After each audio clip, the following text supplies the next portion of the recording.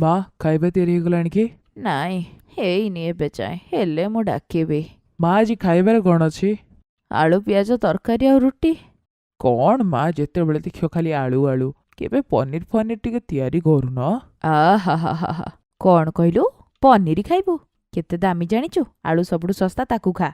ହେଲେ ମା ଆଉ କେବେ କ'ଣ ବନେଇ ଦିଅ ଟିକେ। ଆରେ ପୁଅ, 2 ପଇସା ଯୋଡ଼ିବା ଶିଖ, ଆଗକୁ କାମକୁ ଆସିବ। ଲଲିତାର କଥା ଶୁଣି ତା ପୁଅ ରାମ ସେଇ ଜାଗାରୁ ରାଗିକି ପଳେଇଲା। ଏଇ କାହାଣୀ ଗୋଟେ ଏମିତି ପରିବାର ଯିଏ ଲୋଭୀ ଆଉ ଭୋକିଲା ଥିଲା। ଲଲିତା ଆଉ ତା ସ୍ୱାମୀ ଲଛୁରାମ ବହୁତ ଲୋଭୀ ଥିଲେ। ଭଲ ଟଙ୍କା ହେବା ପରେ ବି ସେ ବହୁତ କଞ୍ଜୁସ ଥିଲେ। ଆଉ ଏଇ କଥାରୁ ତାଙ୍କ ପୁଅ ରାମ ବହୁତ ଚିଡ଼ୁଥିଲା। କିନ୍ତୁ ମା ବାପାଙ୍କ ସାମ୍ନାରେ ଗୋଟିଏ ଜିନିଷ ବି ଚାଲୁନଥିଲା। ମା ବହୁତ ଜୋରେ ଭୋକ ଲାଗିଲାଣି, କ'ଣ ଖାଇବାକୁ ଦିଅ। ସକାଳର ଆଳୁ ପରଟା ବଞ୍ଚିଛି, ଯା ଖାଇଦେବୁ।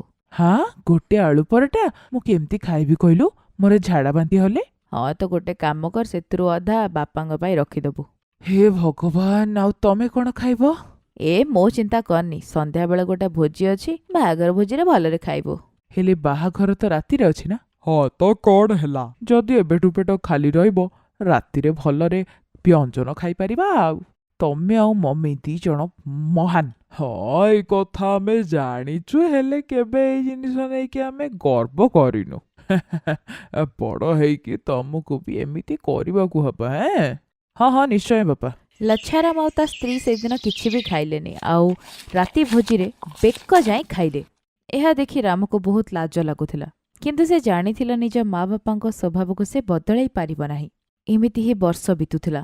ଏବେ ରାମ ବଡ଼ ହେଇଯାଇଥିଲା ଆଉ ରଶ୍ମି ନାମକ ଗୋଟେ ଝିଅକୁ ଭଲ ପାଉଥିଲା। କିନ୍ତୁ ସମସ୍ୟା ଏଇଟା ଥିଲା, ରଶ୍ମି ଗୋଟେ ଗରିବ ଘର ଝିଅ ଥିଲା। ରଶ୍ମି ଶୁଣ, କଫି ପିଇବାକୁ ଯିବ? ହଁ ହଁ ଯିବା। ଆଉ ଏମିତିରେ ବହୁତ ଦିନ ହେଲାଣି ତମେ କଫି ଟ୍ରିଟ୍ଟା ଦେଇନ ମୋତେ। ଚାଲ ତାହେଲେ, ABCDରେ ମୁଁ ଆଜି ତମକୁ କଫି ଦେବି। ଆରେ ବା, ଚାଲ ତାହେଲେ। ମୋତେ ବି ଟେଷ୍ଟ କରିବାର ଅଛି ABCDର କଫି କେମିତିଆ ଥାଏ। ରାମ ରଶ୍ମିକୁ ନେଇ ଫେମସ୍ ABCD କ୍ୟାଫେକୁ ନେଇକି ଗଲା। 2 ଜଣ ପରସ୍ପରର ହାତ ଧରି କଥା ହଉଥିଲେ। ତେବେ ରାମ ସପ୍ ବାହାରେ ଦେଖିଲା ଯୋଉଠି ତାର ମା ବାପା କାନ୍ଥରେ ବଡ଼ ବଡ଼ ଥଳି ଧରିକି ଚାଲୁଥିଲେ। ଆରେ ଆରେ, ମମି ବାପା କ'ଣ କରୁଛନ୍ତି? ମତେ ଯଦି ଏଇଠି ଦେଖିଦେଲେ ପ୍ରଳୟ ଆସିଯିବ। ଏବେ କ'ଣ କରିବେ? ନିଜର ମା ବାପାଙ୍କୁ ଦେଖିକି ସେ ଟେବୁଲ ତଳେ କିଛି ବାହାନା କରି ଲୁଚିଗଲା। ଆଉ ତାପରେ ରଶ୍ମି ଲଚ୍ଛାରାମ ଆଉ ଲଲିତାକୁ ଚିହ୍ନିଲା। ରାମ, ଦେଖ ତମ ମମି ବାପା, ଆରେ ଉପରକୁ ତ ଆସ। ଆରେ ମୁଁ ତାଙ୍କୁ ଦେଖିକି ଲୁଚିଛି। ସେ 2 ଜଣ ଯଦି ମତେ ଏତେ ମହଙ୍ଗା କଫି ସପରେ ଦେଖିଦେଲେ ନା। କାହିଁକି ଏମିତି କାହିଁକି କହୁଛ? ଆରେ ତାଙ୍କୁ ଡାକି ଦିଅ, ବାହାରେ କେତେ ଖରା ହଉଛି। ଆରେ ଦେବୀ, ଯଦି ଏଠିକି ଆସିଲେ ସେ ମୋର ବଦ୍ଧ କରିଦେବେ, ଟିକେ ଚୁପ୍ ରୁହ। ଲଚ୍ଛାରାମ ଆଉ ଲଲିତା ଯିବା ପରେ ରାମ ଉପରକୁ ଆସିଲା ଆଉ ସବୁ କଥା ବିସ୍ତାରରେ କହିଲା। ଆଉ ତାକୁ ଶୁଣି ରଶ୍ମି ଏବେ ଟେନସନରେ ଆସିଗଲା। କ'ଣ ହେଲା ରଶ୍ମି, କ'ଣ ଚିନ୍ତା କରୁଛ? ମୁଁ ଭାବୁଥିଲି ଅଙ୍କଲ ଆଉ ଆଣ୍ଟି ଯଦି ଏତେ ଲୋଭୀ ଆଉ ଏତେ କଞ୍ଜୁସ, ତାହେଲେ ସେ ମୋ ବାହାଘର ତମ ସହିତ କେମିତି କରେଇବେ? ଏଇଟା ତ ମୁଁ ଦିନ ରାତି ଭାବୁଛି କ'ଣ କରିବି, କିନ୍ତୁ ଯାହା ବି ହଉ ତମକୁ ହିଁ ବାହାବି। ରାମ ରଶ୍ମି ବିଷୟରେ ଲଲିତା ଆଉ ଲଚ୍ଛାରାମ ସହିତ କଥା ହେଲା, କିନ୍ତୁ ସେ ଯେମିତି ଜାଣିଲେ ଲଲିତା ହେଉଛି ଗୋଟେ ଗରିବ ଘର ଝିଅ, ତେବେ ସେ ବାହାଘର ପାଇଁ ମନା କରିଦେଲେ। କିନ୍ତୁ ରାମ ବି ନିଜ କଥାରେ ଅଟଳ ଥିଲା। ସେ ରଶ୍ମିକୁ ବହୁତ ଭଲ ପାଉଥିଲା। ସେଥିପାଇଁ ରାମ କୋର୍ଟ ମ୍ୟାରେଜ କରିଦେଲା। ରଶ୍ମିକୁ ନେଇ ବାହାଘର ପରେ ସେ ଘରେ ଯାଇ ପହଞ୍ଚିଗଲା। ମମି ବାପା କ୍ଷମା କରିଦିଅ, ମୁଁ ରଶ୍ମି ବିନା ବଞ୍ଚିପାରିବିନି। ପ୍ଲିଜ ମମି ବାପା କ୍ଷମା କରିଦିଅନ୍ତୁ ଆମକୁ। ଚାଲ, ଏଇଟା ବି ଠିକ ହେଲା। ଆମେ ବାହା କରିଥାନ୍ତୁ, ସେଥିରେ ବି ପୁଳେ ଖର୍ଚ୍ଚ ହେଇଥାନ୍ତା। ନିଜ ଶ୍ୱଶୁର କଥା ଶୁଣିକି ସେ ଆଶ୍ଚର୍ଯ୍ୟ ହେଇଗଲା। ସେ ଭାବିନଥିଲା ଯେ ତା ଶାଶୁ ଶ୍ୱଶୁର 2 ଜଣ ଏତେ ଉପର ଲେଭେଲର କଞ୍ଜୁସ। ଲଲିତା ଓ ଲଚ୍ଛାରାମ 2 ଜଣ ରଶ୍ମିକୁ ଆପଣେଇ ନେଇଥିଲେ, କିନ୍ତୁ ମନରେ ଯୌତୁକ ନ ମିଳିବାର ଦୁଃଖ ଥିଲା। ସେଥିପାଇଁ ପ୍ରତି କଥାରେ ଲଲିତା ଓ ଲଚ୍ଛାରାମ ରଶ୍ମିକୁ ଇନସଲ୍ଟ କରୁଥିଲେ। ତେବେ ଗୋଟିଏ ଦିନ, ରଶ୍ମି ଆଜି ଘରେ ପଲଉ ତିଆରି କରିଦେ। ବାପରେ, ମଟର ତ କେତେ ଦାମୀ, ଜଣା ନାହିଁ ତୋ ଘରେ ପଲଉ ହଉଥିବ ନା ନାଇଁ। ତାପରେ ଆଉ ଗୋଟେ କଥା କହୁଛି, ତୋର ଭାଗ୍ୟ ଖୋଲିଗଲା ଏ ଘରେ ବାହା ହେଇକି। ଲଲିତାର ଏ କଥା ଶୁଣିକି ରଶ୍ମି ଆଉ ରାମକୁ ଦୁଃଖ ଲାଗିଲା, କିନ୍ତୁ 2 ଜଣ ନିଜ ରାଗକୁ କଣ୍ଟ୍ରୋଲ କରି ଚୁପ୍ ରହିଲେ। ରଶ୍ମିକୁ ଲାଗୁଥିଲା ଲଳିତା ଧୀରେ ଧୀରେ ସୁଧୁରିଯିବ, କିନ୍ତୁ ଲଳିତା ମନରେ ତ ଆଉ କିଛି ଚାଲିଥିଲା। ଗୋଟିଏ ଦିନ, ଆରେ ରାମ, ଗୋଟେ କଥା କହିବାର ଥିଲା। ହଁ ମା, କୁହ ନା। ସେଇ ଯୋଉ ସିଫ୍ଟ ଟୁ ଟ୍ରାଭେଲ୍ସ ନାହିଁ ବଜାରରେ, ହଁ ହଁ। ସେମାନେ କ'ଣ ଅଫର କାଢିଛନ୍ତି, ତୀର୍ଥଯାତ୍ରାରେ ନେପାଳକୁ ନେଇଯିବେ। ଟଙ୍କା ବି ଠିକ ଅଛି। ତୋ ବାପା ଆଉ ମୁଁ କ'ଣ ଚିନ୍ତା କରୁଥିଲୁ ଯେ ଆମେ ଠାକୁରଙ୍କ ଦର୍ଶନ କରି ଟିକେ ଆସିବୁ। ହଁ ହଁ ମା ଠିକ୍ ଚିନ୍ତା କରିଛ, କିନ୍ତୁ ମୁଁ କ'ଣ କହୁଥିଲି କିଛି ଦିନ ରହିଯାଅ, ମୋର ସାଲେରୀଟା ଖାଲି ଆସିଯାଉ। ଆରେ ସେତିକିରେ ତାଙ୍କ ଅଫରଟା ବା ସରିଯିବ। ତାହେଲେ ତ ମୋ ପାଖରେ ଏତେ ଟଙ୍କା ନାହିଁ। ତାହେଲେ ଗୋଟେ କାମ କରୁନୁ, ରଶ୍ମିର ବାପାଙ୍କ ଠାରୁ ଧାର ନେଇ ଆସ। 2ଟା ଘର ତ ଗୋଟିଏ, ଠିକ୍ କହୁଛି ନା ମୁଁ? ରାମ ମନ ଦୁଃଖ କରି ହଁ କହିଥିଲା, କିନ୍ତୁ ସେ ବୁଝି ସାରିଥିଲା ଯେ ଲଳିତା ଏବେ କ'ଣ ଖେଳୁଥିଲା। ଆଉ ସେପଟେ ରଶ୍ମିର ବାପା ପଇସା ଏକଜୁଟ କରିକି ରାମକୁ ଦେଇଦେଲେ, କିନ୍ତୁ ଏବେ ତ ଲଳିତାର ଖେଳ ଆରମ୍ଭ ହୋଇଥିଲା। ନେପାଳରୁ ପୁଣି ଥରେ ଫେରିଲା ପରେ ଲଲିତା କୌଣସି ନା କୌଣସି କଥା ବାହାର କରି ରଶ୍ମି ବାପା ସାମ୍ନାରେ ସବୁବେଳେ ଟଙ୍କା ମଗଉଥିଲା। ଆରେ ତ କ'ଣ ହେଲା, 2ଟା ଘର ଗୋଟିଏ ନା? ହଁ ମା, ଠିକ୍ କହୁଛ ତମେ। ଏମିତି ସମୟ ବିତୁଥିଲା। ଦିନେ ରଶ୍ମି ଘରେ ସମସ୍ତଙ୍କ ପାଇଁ ବିରିୟାନୀ ତିଆରି କଲା। ତେବେ ବିରିୟାନୀ ସମସ୍ତଙ୍କୁ ପରସିଲେ, ସମସ୍ତେ ଖାଇଲେ। ଆରେ ବା ବୋହୁ, ଏ ବିରିୟାନୀ ତ ବଢ଼ିଆ ହେଇଛି, କୋଉଠି ଶିଖିଲୁ? ମୋ ମା ଶିଖେଇଛନ୍ତି ମମି। ଆଚ୍ଛା, ଗୋଟେ କଥା କହିଲୁ, କାହିଁ ତୋ ମା ବାପା ତ କୋଉଠି ଆମକୁ ଖାଇବାକୁ ଆଜି ଯାଏଁ ଡାକି ନାହାନ୍ତି? ଗୋଟେ କାମ କର, ସେମାନଙ୍କୁ କହ ଏଇ ସଣ୍ଡେରେ ଆମେ ତାଙ୍କ ଘରକୁ ଯିବୁ, ତାଙ୍କ ହାତର ବିରିୟାନୀ ଖାଇବାକୁ। ଆଉ ତାଙ୍କୁ କହିବୁ ଭଲରେ ବିରିୟାନୀ ତିଆରି କରିବେ, ବାଦାମ କାଜୁ ସବୁ ପକେଇକି। ହଁ ମା। ରଶ୍ମି ଏନା ବହୁତ ଟେନସନରେ ଆସିଥିଲା, କାହିଁକିନା ସେ ଜାଣିଥିଲା ସବୁ ଟଙ୍କା ଦେଲା ପରେ ଆଉ ତା ବାପା ପାଖରେ ଏତେ ଟଙ୍କା ବି ନଥିବ। ଆଉ ଏତିକିରେ ନିଜ ଶାଶୁ ଶ୍ୱଶୁରଙ୍କର ଖାଇବା ଡିମାଣ୍ଡକୁ ପୂରା କରିବା ଏବେ ବହୁତ କଷ୍ଟକର ହୋଇପଡ଼ିଥିଲା। ତେଣୁ ଯେତେବେଳେ ସଣ୍ଡେ ଆସିଲା, ସମସ୍ତେ ଯାଇ ତାଙ୍କ ଘରେ ପହଞ୍ଚିଲେ। ସେମାନେ ଦେଖିଲେ ଖାଇବା ପାଇଁ ବହୁତ ବଢ଼ିଆ ବିରିୟାନୀ ବି ଥୁଆ ହୋଇଥିଲା, ଯେଉଁଥିରେ କାଜୁ କିସମିସ ଆଉ ବାଦାମ ବି ଭର୍ତ୍ତି ହୋଇଥିଲା। ଏହା ଦେଖି ଭୋକିଲା ଲଲିତା ଆଉ ଲଚ୍ଛାରାମର ଖୁସିର ଠିକଣା ରହିଲାନି। ନିଅନ୍ତୁ ମା, ମୋ ମା ହାତର ବିରିୟାନୀ ଖାଇକି ଦେଖନ୍ତୁ। ହଁ ହଁ, କାହିଁକି ନୁହେଁ, ସମୁଦୁଣୀ ଏତେ ଖୁସି ମନରେ ଆମକୁ ବିରିୟାନୀ ଦେଇଛନ୍ତି, ଆମେ ତ ପେଟ ଭରିକି ଖାଇବୁ। ଲଚ୍ଛୁରାମ ଆଉ ଲଲିତା ବିରିୟାନୀ ଉପରକୁ ଡେଇଁ ପଡ଼ିଲେ, ମନ ଖୋଲି ପେଟ ଭରିକି ଖାଇଲେ। ତାପରେ ବି ବହୁତ ବିରିୟାନୀ ବଞ୍ଚିଗଲା। ଗୋଟେ କାମ କରିବା ମା, ବଞ୍ଚିଥିବା ବିରିୟାନୀକୁ ଆମେ ସାଙ୍ଗରେ ନେଇଯିବା, ଘରେ ଶାନ୍ତିରେ ଖାଇବା। ହଁ ହଁ, ବଢ଼ିଆ ଆଇଡିଆ, ହଉ ନେଇଯା। ରାମ ଏସବୁ ଦେଖି ବହୁତ ଦୁଃଖୀ ଥିଲା, କିନ୍ତୁ ରଶ୍ମି ମୁହଁରେ ଜମାରୁ ଚିନ୍ତା ହିଁ ନଥିଲା। ତା ପରଦିନ ଲଲିତା ରୋଷେଇ ଘରେ ବହୁତ ଜୋରେ ଚିତ୍କାର କଲା। ରଶ୍ମି, ଏ ରଶ୍ମି, ବାସୁମତୀ ଚାଉଳ ସବୁ କୁଆଡ଼େ ଗଲା? ଆଉ କାଜୁ ବାଦାମ ବି କୋଉଠି ଦେଖାଯାଉନି? ହାଁ? ଓହ, ସେଇଟା ତ ମୁଁ ମୋ ଘରକୁ ନେଇଯାଇଥିଲି, କାଲି ସେଇ ଜିନିଷରେ ତ ମା ମୋର ବିରିୟାନୀ ତିଆରି କରିଦେଇଥିଲା।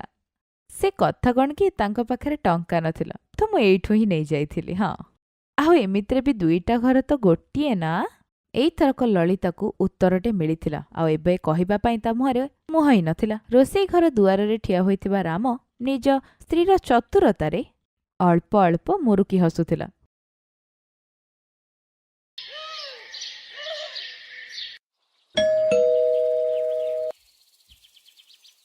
അതെ കമല, എന്റെ ഇളയ മകൻ വിദേശത്തുനിന്ന് കുറച്ചു ദിവസം മുമ്പ് വന്നതേയുള്ളൂ. ഞാൻ ആലോചിക്കുക അവന്റെ കല്യാണം കൂടെ നടത്തിയാലോ എന്ന്. നല്ല പെൺകുട്ടി ഉണ്ടെങ്കിൽ പറയണേ. അത് കൊള്ളാലോ, അവൻ വന്നു വിദേശത്തുനിന്ന്. അങ്ങനെയാണെങ്കിലേ പണക്കാരി പെൺകുട്ടിയെ തന്നെ തപ്പാം. അല്ലാണ്ട് നിന്റെ മൂത്ത മരുമോളെ പോലെ ഒരു പിച്ചക്കാരി ഇളയ മകന് വേണ്ട. എന്നെ കണ്ടില്ലേ, പണക്കാരി മരുമോള് വന്നപ്പോ എല്ലാ സാധനങ്ങളും ഇങ്ങ് പോന്ന്. നീ ഇപ്പൊ കൊല്ലണ AC-യുടെ തണുത്ത കാറ്റില്ലേ, അതും അവളുടെ ശ്രീധനമാണ്. ഞാൻ ഇതിനെ ഇവിടെ ഹാളിൽ അങ്ങ് വെച്ച്, അതാകുമ്പോ എല്ലാവർക്കും ഉപയോഗിക്കാലോ. അതെന്തായാലും നന്നായി. എന്റെ മരുമോള് പാവപ്പെട്ടതായതുകൊണ്ട് ഒന്നും തന്നില്ല. ആകെ പ്രതീക്ഷയുള്ളത് ഇളയ മരുമകള് വരുമ്പോഴാണ്. എന്റെ നിശാന്ത് മോനു വേണ്ടി നീ പണക്കാരിയായ പെണ്ണിനെ തന്നെ തപ്പണേ. അയ്യോ, നീ അതിന് വിഷമിക്കണത് എന്തിനാ? നിശാന്ത് മോൻ എന്തായാലും പണക്കാരിയായ ഒരു പെണ്ണിനെ തന്നെ തപ്പിക്കൊണ്ടുവരും.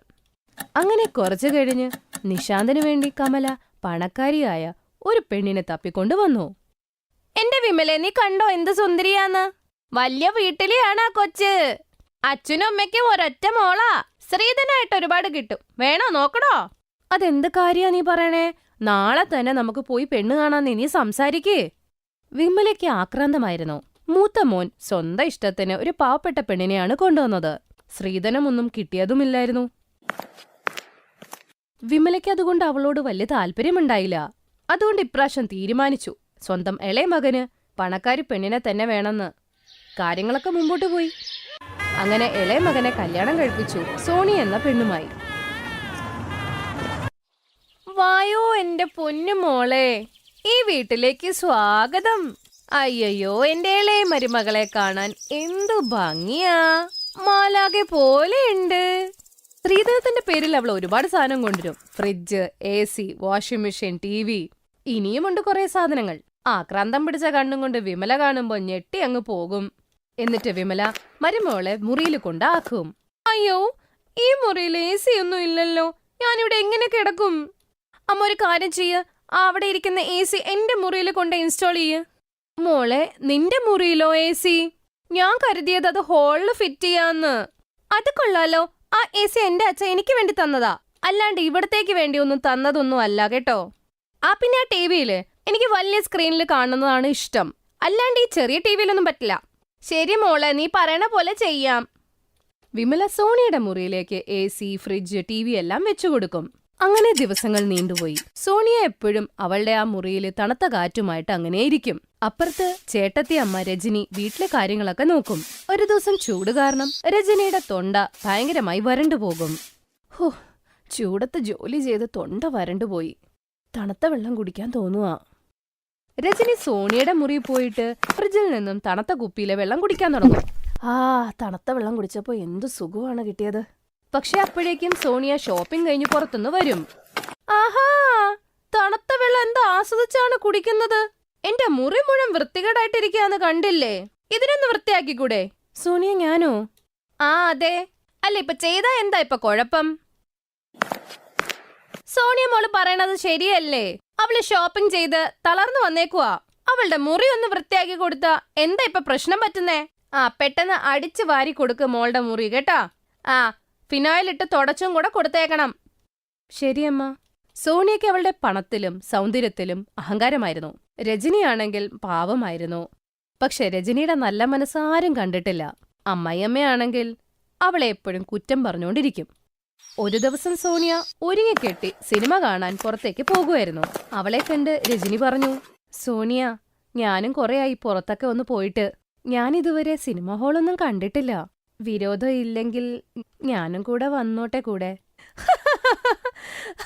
നീ നിന്റെ മുഖം ശ്രദ്ധിച്ചിട്ടുണ്ടോ? നല്ല രീതിയിൽ ഒരു ഉടുപ്പിടാൻ പോലും സെൻസ് ഇല്ല നിങ്ങൾക്ക്. നിങ്ങളെ ഞാൻ കൂടെ കൂട്ടിയാണ്ടല്ലോ എനിക്ക് നല്ല ഇൻസൾട്ട് ആവും. അതുകൊണ്ട് തന്നെ കൂടുതൽ സംസാരമൊന്നും വേണ്ട. ഉള്ളത് കൊണ്ടങ്ങ് ജീവിച്ചാ മതി, ഇവിടുത്തെ ജോലി ചെയ്താ മതി. സോണിയ നിലവിളിക്കുന്ന കേട്ട് വിമല അവിടെ എത്തുകയും ചെയ്യും. എന്തു പറ്റി സോണിയ മോൾ, എന്തിനാ വിഷമിക്കുന്നേ? സോണിയ വിമലയോട് എല്ലാ കാര്യങ്ങളും പറയും. ഇത് കേട്ട് വിമലയ്ക്ക് ദേഷ്യം വരികയും ചെയ്യും. നിനക്കെത്ര ധൈര്യം വന്ന് സോണിയ മോളോട് ഇങ്ങനെ പറയാനായിട്ട്? നിന്റെ കറുത്ത മുഖം നീ ശ്രദ്ധിച്ചിട്ടുണ്ടോ എപ്പോഴെങ്കിലും? അയ്യോ, ഏത് വൃത്തികെട്ട സമയത്താണോ ഞാൻ എന്റെ മരുമകളാക്കി കൊണ്ടുവന്നത്. പോ, വീട്ടില് ഒരുപാട് ജോലി ഇരിക്കുന്നുണ്ട്, അതൊക്കെ പോയി ചെയ്താ മതി. ഒരു സിനിമ കാണാൻ പോണെന്ന് വൃത്തികെട്ടവള്. രജനി കരഞ്ഞുകൊണ്ട് അവിടുന്ന് പോയി വീട്ടിലെ എല്ലാ കാര്യങ്ങളും ചെയ്യാൻ തുടങ്ങി. രജനി കറുത്തതും പാവപ്പെട്ട വീട്ടിലെ ആയതുകൊണ്ടാണിങ്ങനെ. സമയം നീണ്ടുപോയിരുന്നു. 2 മരുമക്കളുടെയും ജന്മദിനം വരാൻ പോവുകയായിരുന്നു. അവർ രണ്ടുപേരുടെയും ബർത്ത്ഡേ ഒരു ദിവസമായിരുന്നു. വിമല ഇളയ മരുമകൾക്ക് വേണ്ടി വിലകൂടിയ സാരി മേടിച്ചോണ്ട് വരും. ഇന്ന് സോണിയ മോളെ, ഈ വീട്ടിലെ ആദ്യത്തെ പിറന്നാൾ ദിവസമാ. അപ്പൊ ഈ സാരി വേണം മോളെടുക്കാൻ.